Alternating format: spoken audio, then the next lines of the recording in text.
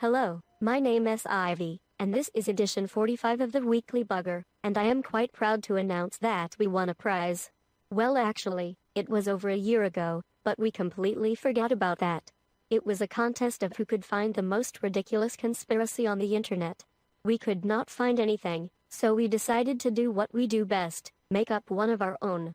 As many people want us to believe, is that the world is flat. But if so, what is on the other side? We took that idea and turned it into the following video.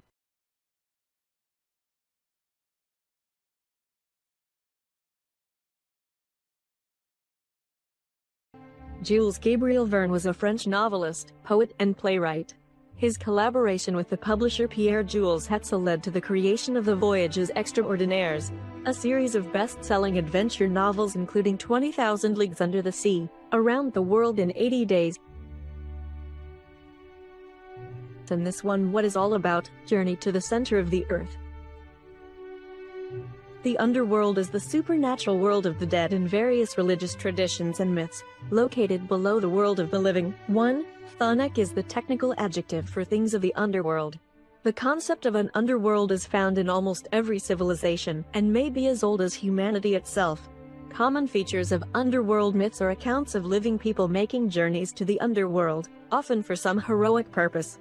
Other myths reinforce traditions that entrance of souls to the underworld requires a proper observation of ceremony, such as the ancient Greek story of the recently dead Patroclus haunting Achilles until his body could be properly buried. For this purpose, persons having social status were dressed and equipped in order to better navigate the underworld.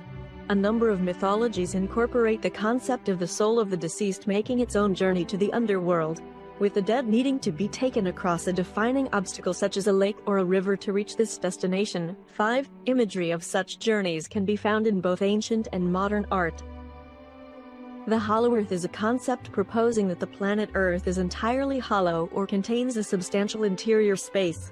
Notably suggested by Edmund Halley in the late 17th century, the notion was disproved, first tentatively by Pierre Bauger in 1740, then definitively by Charles Hutton in his Schiehallion experiment around 1774. It was still occasionally defended through the mid-19th century, notably by John Cleve Sims Jr. and Jeremiah N. Reynolds, but by this time it was part of popular pseudoscience and no longer a scientifically viable hypothesis. The concept of a hollow earth still recurs in folklore and as a premise for subterranean fiction, a subgenre of adventure fiction. In the 30s of the 20th century, hobby geologist and flat earth promoter, Jeremy Braxton Greer from New Zealand claimed to have found a cave that leads to what up till then was considered to be the hollow earth, and he is the first one to state that this might be the underside of the flat earth disk because he saw the same sun and moon he saw at the side. He stated, only there was a totally different landscape with on our world long extinct animals, just as Jules Verne had described in his novel. But he claimed there and also humans living in a high advanced society on a different continent. As his story goes, afraid as these people were that their world could be known to the other side, they kept him prisoner for 3 years, until he managed to escape using the same ways he came. This passage was blown up by the other people after Braxton Greer escaped. The caves were explored by many more people, but they could not get deeper than maybe a mile, where they reached huge cave-ins that made continuing impossible. However, Jeremy Braxton Greer must have made some sense because this happened a few decades later. In the year 1970, Soviet scientists began one of the greatest and most ambitious drilling and mining experiments in human history.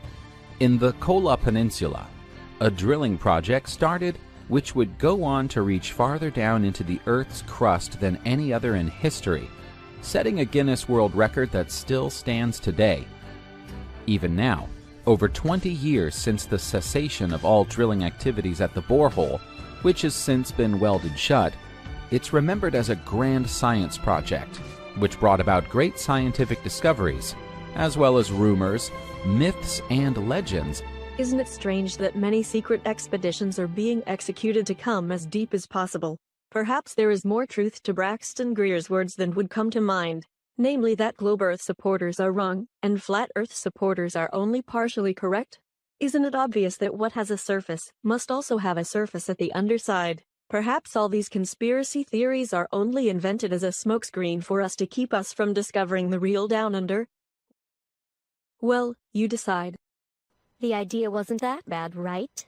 Like the old gramophone records, a disc always has a flip side. And like flat earth believers always say, do your own research. In that tradition we made up our research and this was the result.